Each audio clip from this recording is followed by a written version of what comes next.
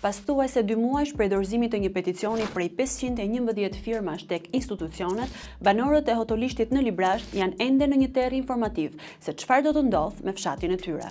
I vetmi komunikim publik për ta mbetet deklarata e ministres Belinda Balluku gjatë inspektimit të punimeve në rrugën Elbasan Qafthan.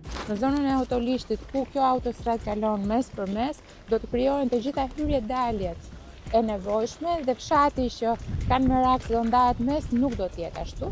Do t'jetë me mbikalime dhe nënkalime sipas parametrave të sigurisë rrugore. Projekti fillestar kalonte përmes fshatit, duke prekur kësaj 25 shtëpi. Pas kundërshtimeve të vijueshme të banorëve, Autoriteti Rrugor Shqiptar u shpreh se segmenti 8, pjesë në të cilën është edhe fshati Hotolisht, do të kalonte në rishqyrtim, me qëllim minimizimin e ndikimit në komunitet. Banorët shprehen se nuk janë kundër rrugës, por të gjenden të tjera alternativa me qëllim që të mos dëmtohet fshati i tyre. Po të na preken këto të bëjnë gjëra atëre kot fare. Më mirë të na marrin me gjithë atë edhe merr fund kjo punë. Po, kërkojmë nga institucionet përkatëse shteti që e ka këtë punë në dorë, të na informoj, të thotë që do kaloj këtu ose këtu ose këtu kaq.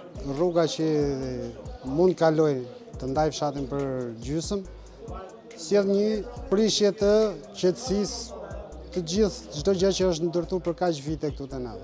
Preken shtëpiat, tokat, edhe çdo gjë tjetër.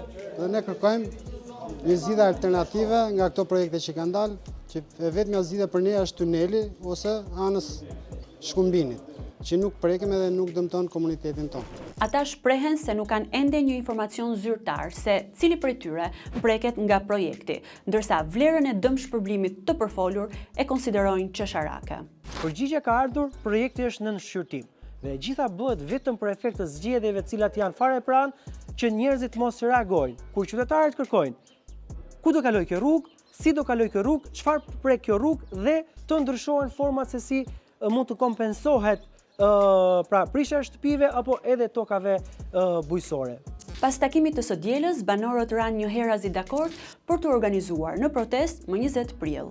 Punimet për zgjerimin e rrugës Elbasan Qafthan kanë nisur në janar të vitit 2023. Ato pritet që të përfundojnë në vitin 2026, ndërsa kostoja totale shkon në më shumë se 180 milion euro.